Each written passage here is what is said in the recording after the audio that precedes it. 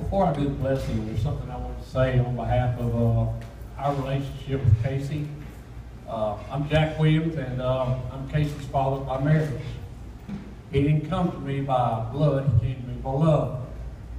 They say that often that love builds bridges. My love for his mother built a bridge to Casey, who became a part of my heart. I didn't have Casey as a young child. I received him in junior high. So I didn't get to hold him in my arms or carry him around as a child, but I'll always carry him in my heart. Casey, you've been a blessing to us. You've made us very proud. We look back on the history, the memories, the trips all the way to Dallas Cowboy Training Camp, to Branson, to Galveston, the many Friday night football games, weightlifting meets, our one-on-one racquetball and golf matches. But through it all, it's been a blessing as you being a part of our life. We've watched you grow from that junior high kid all the way up to the man that you are today. And we couldn't be prouder of the man that you've turned out. We're very proud of the fact that you've gone to college, that you'll be graduating in August, even though it wasn't at A&M. When I think about our relationship and all the things that I have to be proud of, there's two things that come in my mind that has to do with you and I. Two tender moments that I'll always treasure. One was 4 years ago when my dad died. Casey was there for me.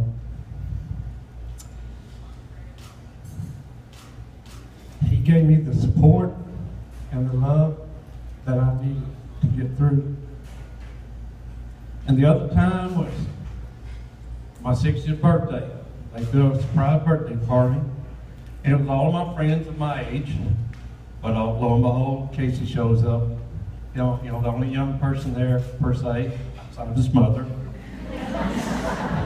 And they had all the plans of everything to do, and that we went around in a circle, or they went around in a circle telling things that they appreciated and admired about me. But when it came Casey's turn, the affirmation that I received from him and the love that he shared about me to all these people that he had never seen before. Those are two moments that I'll always have in my heart. I'm proud to be able to say that he's my son. I enjoy the opportunities to introduce him as my son.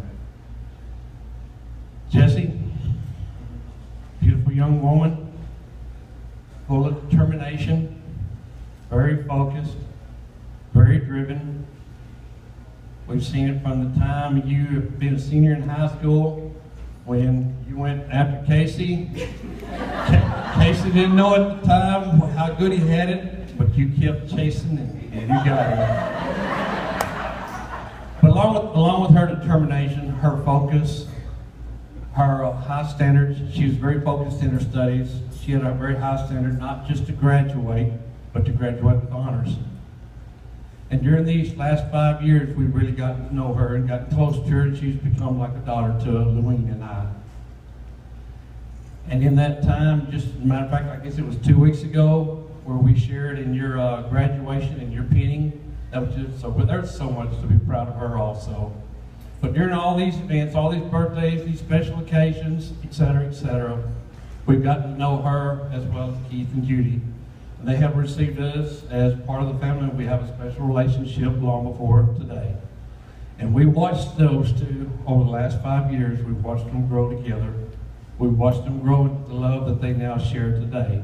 We knew long before today that they were going to be walking down the aisle together. My advice to you as a father, both of you, is love. Just like we did, like they read in 1 Corinthians 13 today, that we're right now, we're what those of us that have been seasoned a little bit, we realize that the time right now, the wedding, the honeymoon, the infatuation time, it's there right now, but that's going to go away slowly. And that's when the real love, the 1 Corinthians 13 love, comes in. And that's when you're going to really need Christ. You're going to need those words, and I want you to take those words that they read in 1 Corinthians 13. I want you to plant them on your heart, and I want you to weave them into your marriage. Make sure you learn to forgive one another just as Christ forgave all of us. I've heard many times about, well, I can forgive, but I can't forget. If you keep bringing it up, you haven't forgiven. You've got to forget. You're going to have differences. First of all, the fact that you're male or female, there's an emotional difference right there. See the last? We know about it.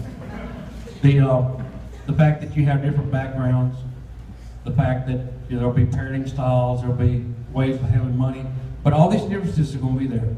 But that doesn't matter because it's all in how you handle the differences. So I'm challenging you to affirm one another, to love one another, to honor one another, to cherish one another, and always go together. Because two are better than one. Ecclesiastes 4, 9 through 12. Two are better than one, for they have a good return for their labor. If one falls down, the other's there to pick him up. Pity the one that has no one to pick him up. If two lie down, they can keep each other warm. But how can one person that lies down keep himself warm? If one is overpowered, the other is there to depend on. A cord of three cannot easily be broken. And that cord of three has got to be Christ. So if you take Christ with you, everywhere you go, there's nothing you can't accomplish. So if you guys, real quick, if you got a drink in your hand, pick it up.